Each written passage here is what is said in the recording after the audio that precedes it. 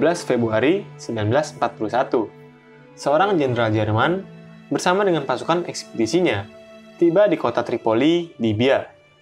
Untuk menyambutnya, pasukan Italia berbaris rapi dan memberikan hormat. Mereka tampak menghormatinya, sekalipun jenderal Jerman yang satu ini sebenarnya merupakan musuhnya 24 tahun yang lalu, pada pertempuran Carporeto. Saat Perang Dunia Pertama, sang jenderal masih menjabat sebagai letnan Jerman. Ia dan pasukannya berhasil menangkap kurang lebih 1.500 tentara Italia di Gunung Matajur. Beberapa waktu kemudian, ia dan pasukannya kembali berhasil menangkap kurang lebih 9.000 pasukan Italia. Keberhasilan demi keberhasilan membuat reputasinya melambung tinggi. Tidak mengherankan jika ia memperoleh medali Pour le Mérite, medali tertinggi pada Kekaisaran Jerman. Sekarang, ia kembali bertemu dengan pasukan Italia. Kali ini bukan sebagai lawan, melainkan sebagai kawan. Jenderal yang satu ini terkenal sebagai pemimpin militer yang jenius dan karismatik. Di Prancis, ia memimpin divisi Panzer ke-7 yang disebut sebagai divisi hantu karena kemampuan mereka dalam menyerang lawan-lawannya yang kemudian menghilang dengan sekejap bagaikan hantu. Ia bernama Johannes Erwin Eugen Rommel yang dikenal sebagai si Rubah Gurun. Tahun 1891, Rommel lahir di kota Heidenheim, kerajaan Württemberg yang sekarang sudah menjadi bagian dari Republik Jerman. Ia dipanggil Sang Führer karena ia terkesan dengan karya tulis Rommel yang berjudul Serangan Infanteri. Dipanggilnya Rommel tidak terlepas dari perubahan kondisi medan perang di mana pasukan Italia mendapatkan kesulitan melawan pasukan Inggris di front Afrika Utara. Kisah ini sebenarnya dimulai dari ketidakpastian militer Italia dalam memasuki Perang Dunia Kedua. Sekalipun demikian, sang pemimpin Italia, Mussolini, yang juga pengagum Machiavelli, tidak ingin negaranya ketinggalan oleh Jerman, yang nampaknya sudah berhasil dalam menjebak militer sekutu. Dalam kondisi yang masih tidak siap, Italia berpihak pada faksi poros dan menyatakan perang pada faksi sekutu.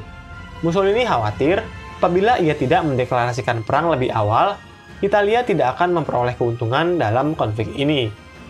Tahun 1940, baik Jerman dan Italia memperoleh kemenangan berturut-turut.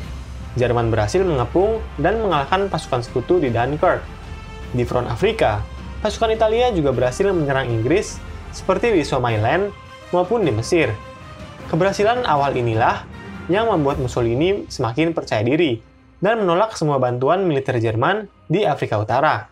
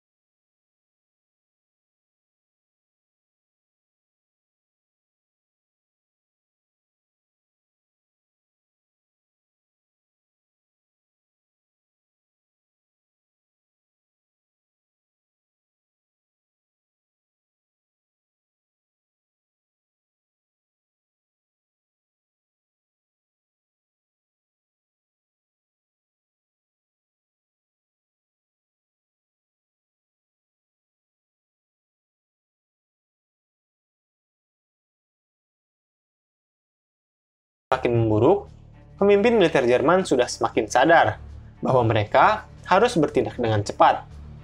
Januari 1941, sebagai persiapan untuk kampanye militer Jerman di Afrika Utara, Afrika Korps akhirnya dibentuk. Afrika Korps merupakan pasukan yang ditugaskan secara khusus di front Afrika Utara, yang dipimpin langsung oleh Erwin Rommel. Sekalipun Rommel dan Hitler memiliki kedekatan pribadi. Namun kedua pemimpin ini memiliki watak yang jauh berbeda. Tidak seperti Hitler, Rommel sangat peduli pada pasukannya. Ia percaya bahwa setelah perang, Jerman akan membutuhkan banyak orang. Karenanya, ia berusaha untuk mengurangi jumlah korban. Rommel juga dikenal sebagai pemimpin yang suka mengambil keputusannya sendiri. Ia suka mengabaikan keputusan seniornya, apabila ia tidak sependapat dengan keputusan dari senior tersebut. Sejak Perang Dunia Pertama, Rommel dikenal sebagai pemimpin yang selalu berada di depan bersama pasukannya. Sikapnya ini kelak membuat Afrika Korps menjadi sangat loyal pada Rommel. Sun Tzu pernah berkata, "Seranglah ketika ia tidak siap, dan muncullah di tempat yang tidak disangkanya." Kalimat dari buku Seni Perang ini sepertinya cocok dengan strategi perang si rubah gurun. Bagaimana tidak? Jenderal Archibald Wavell, panglima tertinggi sekutu di wilayah Timur Tengah, tidak pernah menyangka betapa dahsyatnya Rommel dan Afrika Korpsnya. Sekalipun ia selalu mendapatkan pasokan intel tim pemecah kode yang menyimpulkan kekuatan Rommel yang lebih kecil dibandingkan dirinya. Rommel berhasil menghajar Inggris, khususnya saat Inggris belum siap dalam menyerang. Selain menggunakan taktik Blitzkrieg, Rommel juga gemar menggunakan elemen kejutan dalam menyerang musuhnya. Ia biasanya menaruh tanknya di tempat-tempat yang tidak terduga dan menunggu musuhnya untuk datang.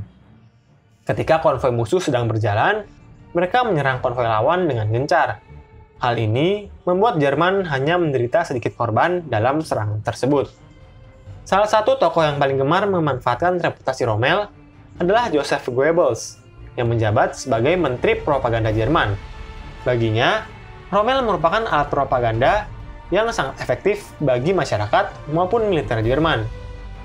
Propaganda dan media yang dibuat oleh Goebbels berperan besar bagi reputasi Rommel, yang membuat nama Erwin Rommel semakin dikenal dengan luas, baik di Jerman maupun di kalangan lawan-lawannya. Salah satu efeknya adalah kita dengan mudah melihat aksi-aksi Rommel yang tertangkap kamera, baik di Afrika maupun di Perancis, hanya dengan mengakses internet maupun di media lainnya. Banyak orang terkesan dengan kemampuan si rubah gurun. Perwira Jerman yang satu ini seakan tahu cara memanfaatkan berbagai kesempatan. Salah satunya adalah Flak 88 anti-aircraft gun milik Jerman, yang berhasil diubahnya menjadi senjata anti-tank.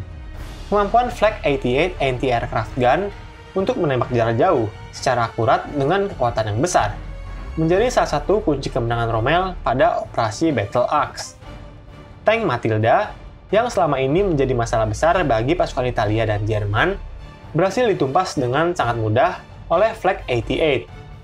Dari 18 tank Matilda yang hancur, 15 diantaranya diakibatkan oleh tembakan dari Flak 88. Hal ini menyadarkan para pemimpin militer Inggris bahwa mereka telah mendapatkan lawan yang bukan hanya pintar, namun juga mematikan.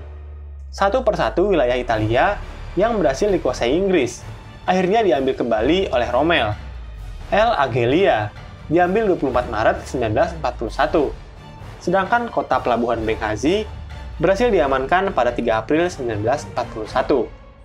Terlepas dari karakter Rommel yang terlihat sebagai dewa perang, Rommel tetaplah manusia biasa yang memiliki kelemahan. Salah satu kelemahan Rommel adalah sifatnya yang cenderung agresif.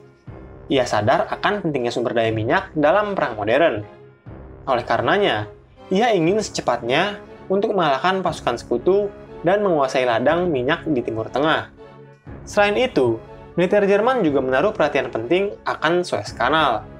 Karena apabila mampu menguasainya, ini berarti Jerman akan memutus akses sekutu terhadap wilayah koloni dan persemakmurannya di wilayah Asia.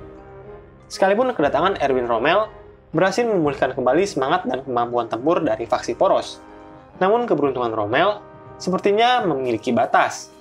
21 Juni 1942, Rommel dan pasukannya merebut kembali kota pelabuhan Tobruk. Namun serangan mereka terhenti di kota El Alamein, pertahanan terakhir dari faksi sekutu, yang jika ditembus, memungkinkan faksi poros menyerang pelabuhan Alexandria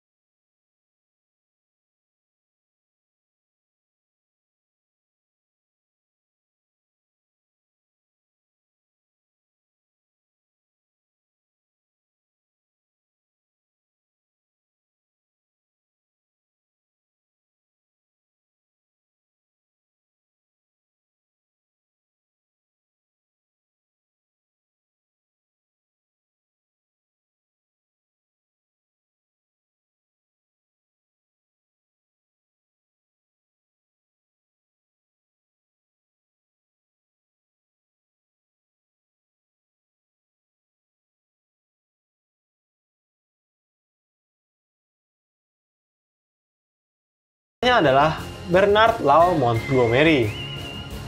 Kisah pertempuran mereka akan segera kita lihat di episode mendatang dari kisah Erwin Rommel. Hai, bantu kami dalam memproduksi lebih banyak konten sejarah dengan mengklik tombol subscribe. Dan jangan ragu untuk memberikan saran, komentar, atau pertanyaan. Terima kasih.